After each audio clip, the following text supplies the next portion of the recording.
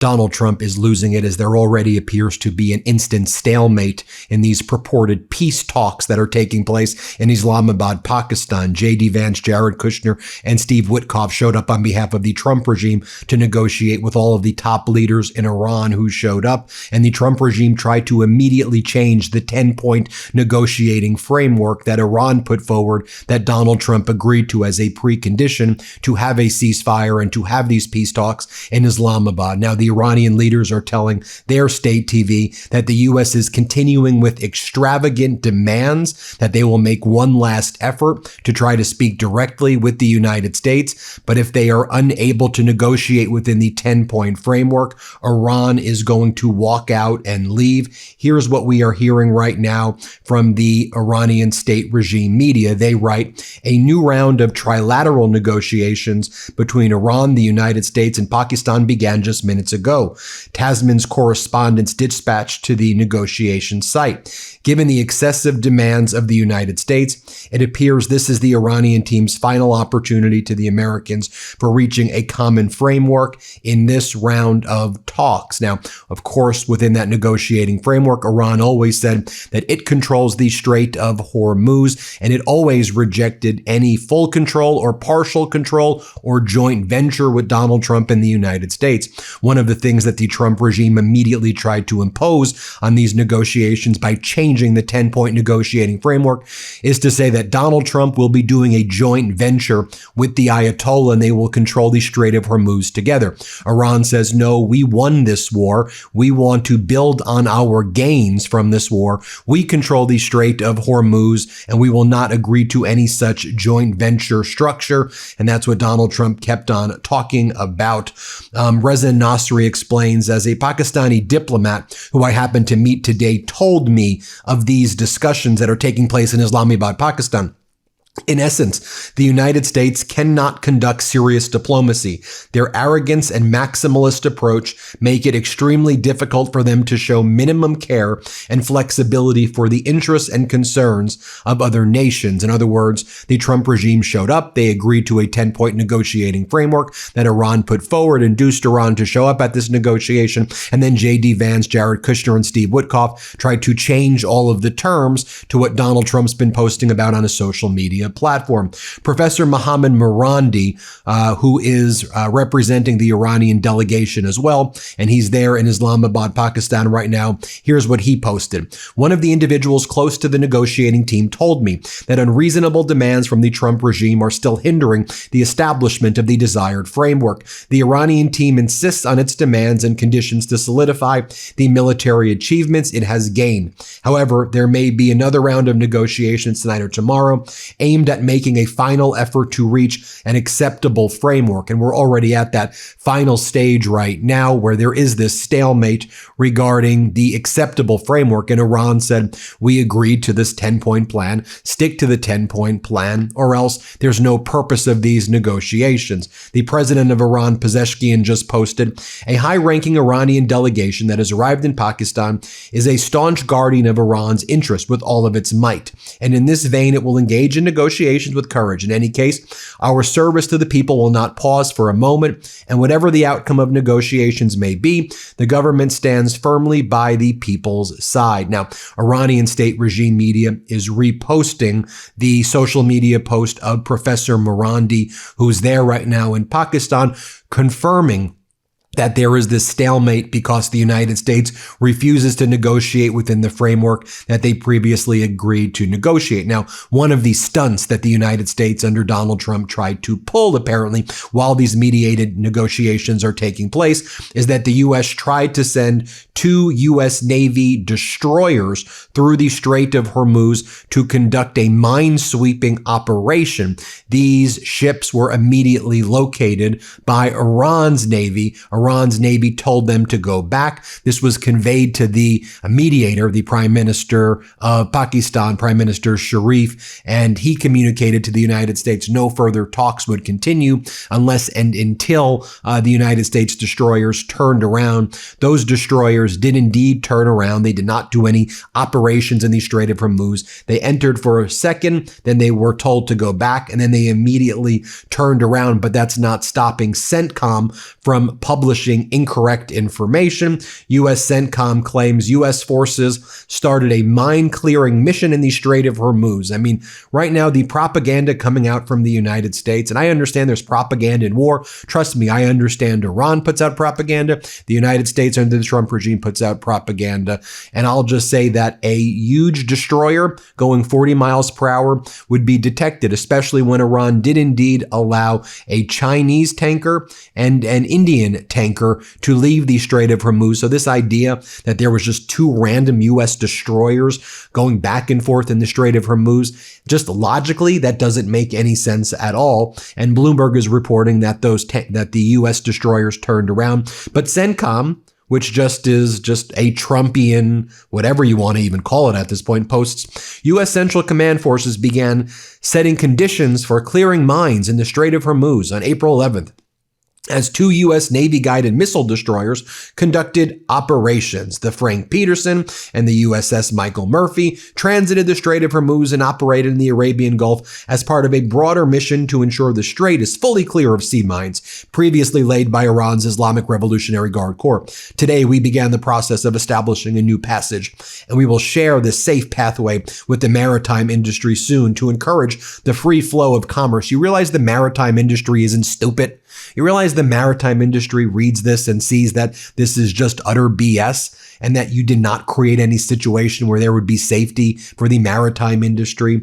So you have the U.S. doing that. Meanwhile, you had Netanyahu. He held a press conference in Israel while these peace talks are taking place in Islamabad, Pakistan. You had Netanyahu. He addressed the nation of Israel, and here's what he said. He said that the campaign by Israel against Lebanon is not over yet, that Iran has sought to eliminate Israel, but it is now struggling to survive. We have a lot more to do. And then he posts, under my leadership, Netanyahu says, Israel will continue to fight against Iran's terrorist regime and its proxies, in contrast to Erdogan of Turkey, who aids them and even slaughters his Kurdish citizens.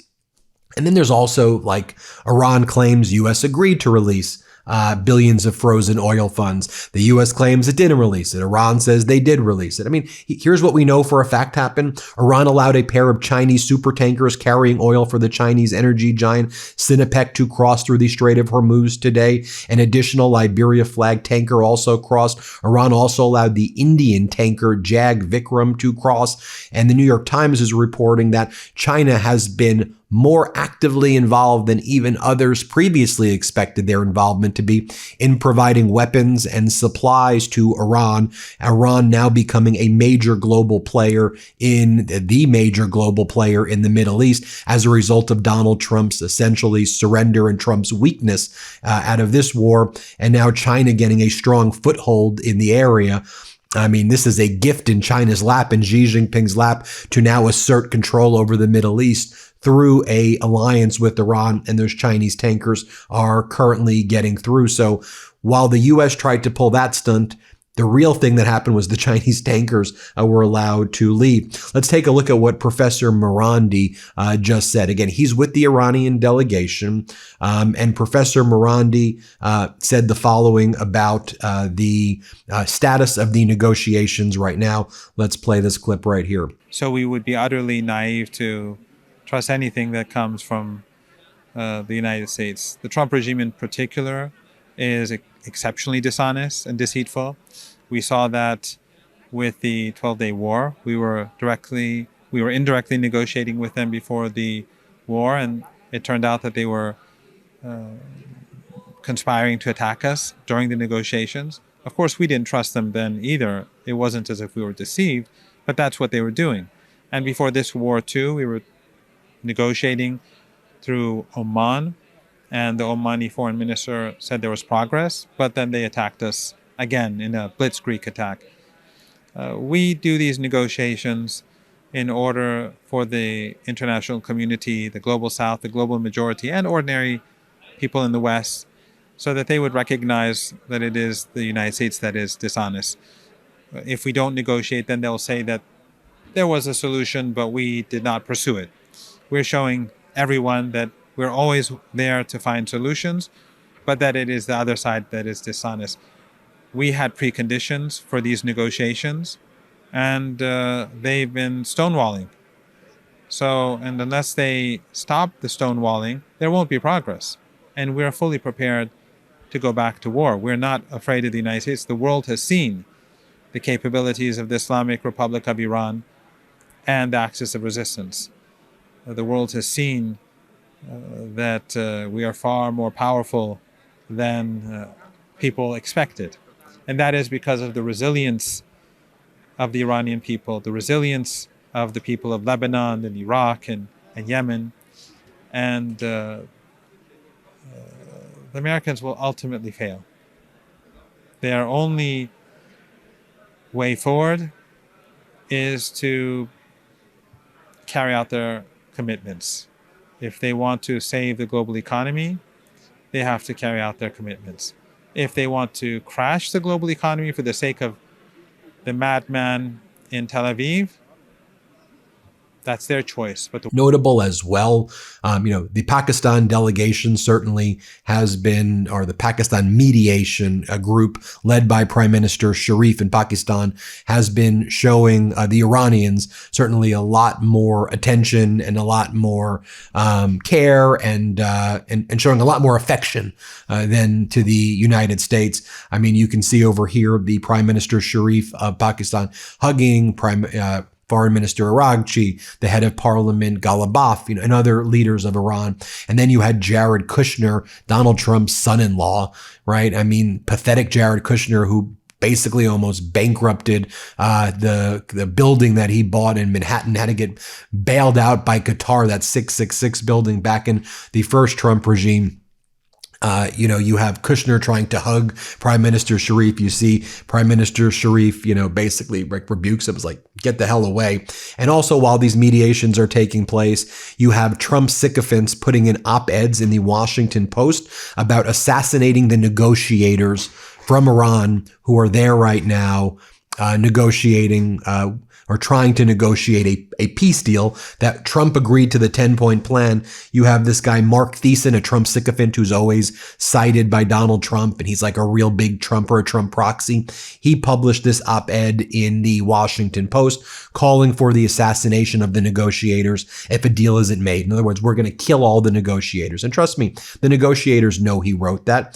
The spokesperson for Iran's foreign ministry, Bakay, he posts, while U.S. authorities accuse Iran of lacking good faith and engaging in extortion elements within the U.S. policy and media space, are outright recommending the assassination of the Iranian negotiators in the event that negotiations fail. Is this not, in effect, a policy discourse that normalizes extortion through the threat or public incitement of terror, violence, and manslaughter? This express public incitement for state terrorism must be denounced by all. Again, so they clearly know what that this was intended to, threaten and harass. You have the Iranian social media accounts posting that article in the Washington Post and saying, not yet impressive, next time try harder. And they're showing you what's in this Washington Post article. Fourth, this is what is recommended by Trump's proxy. Fourth, carry out a final barrage of leadership strikes, eliminating the Iranian officials who had been spared for the purpose of negotiations. Iran's leaders must be made to understand that their lives literally depend on reaching a negotiated settlement to Trump's liking. If they refuse to do so, they will be killed. That's what is being published right now on American media. While the mediation is taking place, Trump's having his proxy post that. Netanyahu saying the war is not yet done in the Middle East. And you have the Trump regime sending destroyers into the Strait of Hormuz, 2 destroyers, and then those destroyers being sent back, but claiming they had some successful mission anyway. And so I look at those facts objectively and I'm like, okay, the first time the Trump regime did this last June, they invaded during the negotiation. Then recently, late February, with the foreign minister of Oman, there was basically a deal reached. And then the United States invaded with Netanyahu. Right here, they go to this mediation and all that other stuff they're doing right now. And Iran's like, see you later. We're not dealing with that. Let me know what you think. Hit subscribe. We're going to keep you posted as always, giving you all of the facts, giving you all of the data that you need to know. Hit subscribe. Let's get to 7 million subscribers. Thanks for watching. Want to stay plugged in? Become a subscriber to our Substack at MeidasPlus.com. You'll get daily recaps from Ron Filipkowski, ad-free episodes of our podcast, and more exclusive content only available at MeidasPlus.com.